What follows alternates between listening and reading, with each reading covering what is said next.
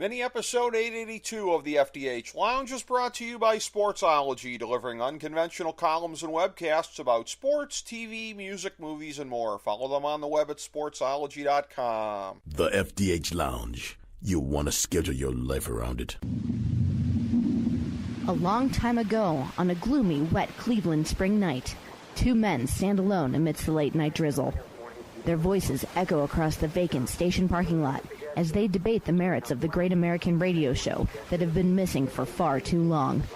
On that night, an idea was born. That idea became the FDH Lounge.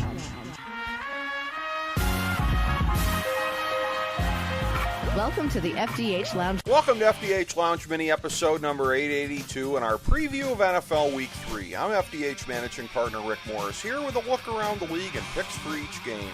I was 7-9 last week, but 3-0 on my big three and 1-0 on my lock pick, bringing me to 14, 16-1, 4-2, and 1-1 on the year in those categories. We open, as always, with the Thursday game, a real crap fest between the Rams and 49ers in Santa Clara. LA started the week laying 2.5, and it's gone to 3. San Fran has been world beaters of late against these divisional foes, whilst losing to literally everyone else in the league. But based on how these teams have looked thus far, that streak ends right here with a Los Angeles win and cover. Early Sunday morning in London, the Ravens and Jags square off in a game that opened at Baltimore minus 2.5 and has gone to 3.5. The line is perhaps lower than expected, given that the public should have been fooled into thinking that the Birds were world beaters, given their performances in shutting down the hapless Bengal and Brown offenses, but because it is that low, they're a good play here. Moving to the 1 o'clock games, the Saints are at Carolina getting 5.5, which has been a steady line all week. It's an excellent get-well opportunity for the Panther offense, as they should cover here. And yet another annoying example of Vegas trying to thwart this show for no good reason, there's still no line on the Tampa at Minnesota game. Sam Bradford's status is the ostensible factor. We'll do what we've done before and set a provisional line. The guess here is that Bradford plays, but Tampa still looks like a good pick. Lay the points if they are laying 5 or less, which they probably will be. Pittsburgh is at Chicago, laying 8.5 up from 7.5 at the open. That's a lot of points, given that the public is being fooled into thinking that the Steelers are world beaters based on getting by the Browns and the Bradford-less Vikings. We'll take the points. The Dolphins are at the Meadowlands to face their divisional foes, the Jets, and are laying 7, which is twice what the number was originally. With Miami getting off to the hurricane-delayed start to their season with a West Coast trip before now coming all the way cross-country, this smells like a classic spot where the inferior team doesn't win, but penis punches their way to an annoying backdoor cover, so figure on New York for that. The Giants travel down to Philly and are getting 7, up from 5 at the open. Yes, the G-men look like hot garbage right now and are on a short week, but this is perhaps too much faith in a still-developing Eagles squad at this time. Whether or not they win, New York should cover. New England hosts Houston and started out laying 11, a line that has now climbed to 14.5. Yes, the Texans are famously lousy against the Pats, especially in the playoffs, but oddly enough, the matchups indicate that Lamar Miller could get a bounce-back game here. There's no way that Houston wins, but the back door is wide open and we think they'll crawl in. The Browns are at Indy in a game that has been pick-em all week long. With no Andrew Luck, that seemingly puts both teams among the league dregs. It's a must-win for both, it seems like, but probably even more so for Cleveland, so we'll take the Brownies here. Seattle goes down to the Music City in a game with a line that is flipped, going from Hawks minus 2.5 to plus 2.5.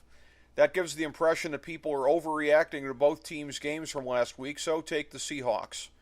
KC comes out to the Junior College Soccer Stadium for their visit to the Chargers, laying 3 after spotting 4.5 at the jump. This one is purely a gut feeling, but in an 8-8 league, we're looking for these teams to be only 1 game apart after 3 games in. Take the Lightning Bolts. The Natty travels to Lambeau, getting 10, up from the opening 7.5. Replacing a coordinator often provides a short-term sugar rush and definitely changes tendencies, so look for the Bungles to at least sneak through the back door. Dallas is at Arizona on Monday night, laying 3 off of the opening 3.5. The Cowboys won't often look as bad as they did last week against Denver, at least for the reasons that they did. Here they should at least be able to get back to controlling the ball much better, and as such, they should cover. Moving to the Big Three picks, in a battle of two teams who've lost a buttload of Super Bowls, the Broncos are at the Bills, laying 3 points up from 1. There's a lot of public money on Denver, who are off a highly publicized win and moving 2 time zones over this week, so the pick feels like a trap, but Buffalo is still too shaky of a squad to like right now, and a classic thwart the expectations spot. In the Sunday Nighter, the Redskins try to avenge Super Bowl 18. They're getting 3 up from 2.5. The road team has won the last 6 games in this series, and Oaktown will make it 7, continuing their early momentum as a Super Bowl favorite in the AFC. For the 1,000-star gold-plated lock of the millennium for NFL Week 3, Atlanta is at Detroit, laying 2.5 down from the opening field goal. Both teams are 2-0 and both made the playoffs last year, but don't be lulled into believing that they're both legit Super Bowl contenders. We'll be on the defending NFC champions in this spot. And yes, road favorite Ricky rides again on all 3 Big 3 picks this week. We'll see how it all shakes out. Thanks for joining us for this mini episode of the FDH Lounge. As we bring the show to a close, we would like to extend our deepest gratitude to NBC, CBS, ABC, Fox, all Clear Channel affiliates, TNT, TBS, USA, UPN, Deadspin.com, YouTube.com, YTMND.com, MySpace.com, various blogs, Fox News, CNN, CNBC, MSNBC, IamBoard.com, Billboard.com, Google.com, ESPN, ESPN2, ESPN News, ESPN Classic, NBA TV, NFL Network, Sports Time Ohio, Athlon Magazine, Comedy Central, Cartoon Network, The Boomerang Channel, QVC, BET, The Spice Channel, Steno Notebooks, Manwich, Papermate Office Supplies, waitresses, strippers, bartenders, garbage men, janitors, microwave popcorn, the writers of The Office, Scrubs, Entourage, My Name is Earl, Oz, Metalocalypse and the Boondocks, Aquafina, and the periodic table of elements.